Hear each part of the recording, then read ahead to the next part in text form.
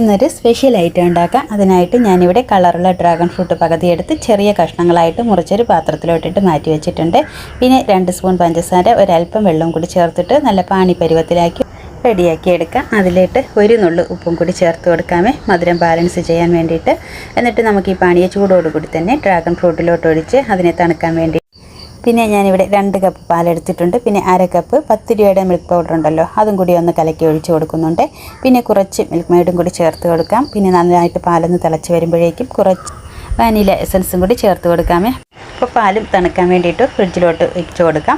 പിന്നെ ഞാനിവിടെ അതെല്ലാം തണുത്ത് വന്നപ്പോഴേക്കും 1 കപ്പ് 1/2 കപ്പിന് 1 കപ്പ് വിപ്പിംഗ് ക്രീം ഒന്ന് ബീറ്റ് ചെയ്തെടുക്കുന്നുണ്ട്. എന്നിട്ട് അതിലോട്ട് നമ്മൾ നേരത്തെ റെഡിയാക്കി വെച്ചിരിക്കുന്ന പാലും കൂടി ഒഴിച്ചു കൊടുക്കാം. 1/2 കപ്പ് വിപ്പിംഗ് ക്രീമിന് നമ്മൾ നേരത്തെ പാലെടുത്ത കപ്പിന് 1/2 കപ്പ് പാലും കൂടി മതിയായിട്ടോ ഇതിലോട്ട് ഒഴിച്ചു കൊടുക്കാനായിട്ട്. പിന്നെ നമ്മൾ സോക്ക് ചെയ്ത് വെച്ചിരിക്കുന്ന ഡ്രാഗൺ ഫ്രൂട്ടും കൂടി കുറച്ചിട്ട് കൊടുത്ത് ഒന്ന് ബീറ്റ് ചെയ്ത് കുറച്ചൊന്ന് സെറ്റാവാൻ വേണ്ടിയിട്ട് വേറൊരു പാത്രത്തിലോട്ട് മാറ്റി ഞാൻ അടച്ച് ഫ്രീസറിലോട്ടാക്കി കൊടുക്കുന്നുണ്ട്.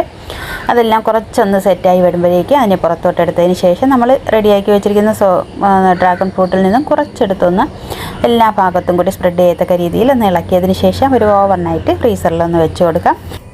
അപ്പം ഞാനിത് പിറ്റേ ദിവസമാണ് കേട്ടോ എടുക്കുന്നത്. അപ്പം എല്ലാം നല്ല രീതിയിൽ സെറ്റായി വന്നിട്ടുണ്ട് കേട്ടോ, നല്ല കളർഫുള്ളായിട്ട് ഇരിപ്പുണ്ട്. അപ്പോൾ നല്ല ടേസ്റ്റും ആയിരുന്നു. ഇതുവരെ ആരും ട്രൈ ചെയ്തിട്ടില്ലാത്തൊരു ഐറ്റമാണ്. കാണാനും നല്ല ഭംഗിയുണ്ടായിരുന്നു. കളറൊന്നും ചേർക്കാതെ തന്നെ കളർഫുള്ളായിട്ടിരിക്കുന്ന ഒരു ഡ്രാഗൺ ഫ്രൂട്ട് ഐസ്ക്രീമാണ്. അപ്പോൾ കാണാനും നല്ല ഭംഗിയുണ്ടായിരുന്നു, കഴിക്കാനും നല്ല ടേസ്റ്റ് ഉണ്ടായിരുന്നു. അപ്പോൾ വീഡിയോ ഇത്രയുള്ളൂ. ഇഷ്ടമായാൽ ലൈക്ക് ചെയ്യാനും സബ്സ്ക്രൈബ് ചെയ്യാനും കമൻറ്റ് ചെയ്യാനും മറക്കരുത്.